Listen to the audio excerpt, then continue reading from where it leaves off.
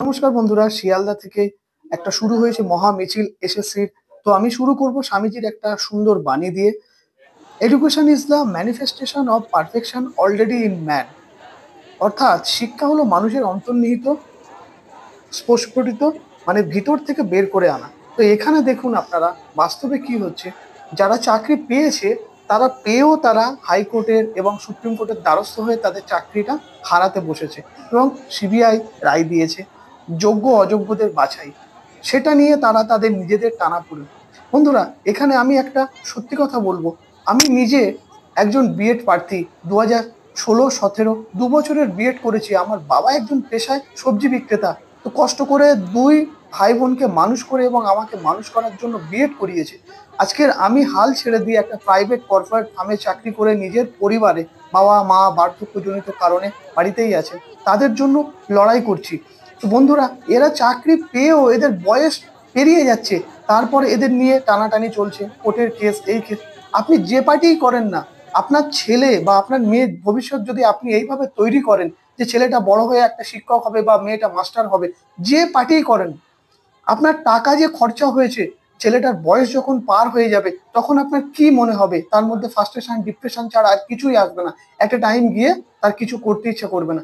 আজকে দেখুন, এনাদের প্রত্যেকের দাবি হয় আমাদের চাকরি দিন, না হলে আমাদের অন্য কিছু ব্যবস্থা করে দিন। আর তার সাথে সাথে ওনারা প্রতিবাদ করছেন যে উই ওয়ান্ট জাস্টিস, তিলোত্তমার জাস্টিস চাই। যে এনাদের মধ্যে যারা স্বচ্ছ এবং অস্বচ্ছ, তাড়াতাড়ি করে সরকারের প্যানেল বাতিল করা, বা যারা আছে তাদেরকে নিয়োগপত্র দেওয়া এবং নতুন করে রিক্রুটমেন্ট করা সরকারের ইমিডিয়েট দরকার। সেটা সেন্ট্রাল গভর্নমেন্ট হোক বা সেটা রাজ্য সরকার হোক, যেই হোক, যে কোনো ধর্ম, যে কোনো বর্ণ, সমস্ত কিছু নির্বিশেষে আমি কথা বলছি। আমি কোনো পলিটিক্সের কথা বলছি না। আমি শুধু একটা ছেলের ভবিষ্যৎ, একটা মানুষের ভবিষ্যৎ, এবং তার উপরে ভিত করে দাঁড়িয়ে আছে একটা পরিবার, তার বাবা, তার মা, তার এবং সমস্ত সমাজ। যে শিক্ষা সে অর্জন করেছে সেটা তার ঠিক জায়গাতে যেন প্রস্ফুটিত হয়, সেটা করার জন্য আমি বলছি সবাইয়ের কাছে।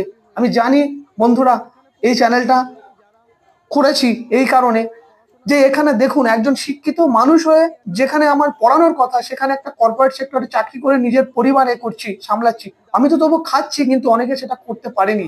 অনেকে সেটা বাড়িতে বসে আছে, কারোর বয়স পার হয়ে যাচ্ছে। দেখুন তারা কিভাবে রাস্তায় নেমে নিজেদের দাবির জন্য আন্দোলন করছে। বন্ধুরা, এভাবে যদি চলতে থাকে তাহলে শিক্ষিত সমাজের আর কোনো দাম থাকবে না।